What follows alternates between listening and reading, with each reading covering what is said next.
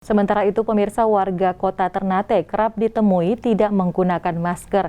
Satgas COVID-19 dan seluruh stakeholder pun menggelar operasi wilayah.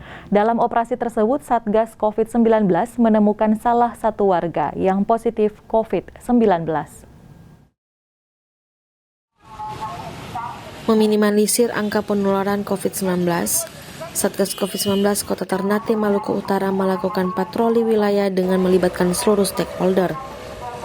Seperti terpantau pada Rabu 2 Februari 2022, tepatnya di Jalan Yosudarso, Ternate Tengah, Kota Ternate, tampak petugas gabungan menyasar warga atau pengendara yang tidak memakai masker. Koordinator Bidang Penegakan Hukum Satgas COVID-19 Kota Ternate, Abdullah Sadik menjelaskan, operasi yang dilakukan karena melihat perilaku warga kerap mengabaikan masker, sekaligus mengidentifikasi warga yang belum mengikuti program vaksinasi.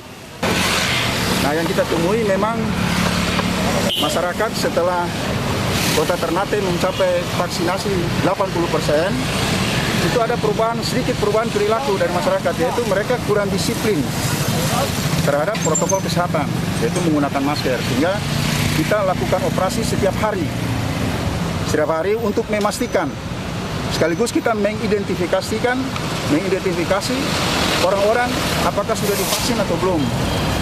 Jadi kalau kita temui orang yang belum divaksin sama sekali, kita ambil datanya, nama dan alamat lengkap. Kita data karena kita ada bawa petugas kesehatan, nanti berikutnya kita akan kirim petugas-petugas vaksinator untuk melakukan vaksinasi kepada orang yang bersangkutan. Abdullah menambahkan setiap hari hampir 500 orang warga Kota Ternate terjaring tidak memakai masker. Selain itu, terdeteksi satu orang warga asal Kelurahan Malioro, Ternate Tengah positif COVID-19 setelah 4 bulan Kota Ternate dinyatakan nol COVID-19. Ia menghimbau di masa pandemi ini warga Kota Ternate patuh prokes dan segera vaksinasi guna mencegah penyebaran COVID-19. Opik Syarifuddin melaporkan untuk Kawan Wat TV.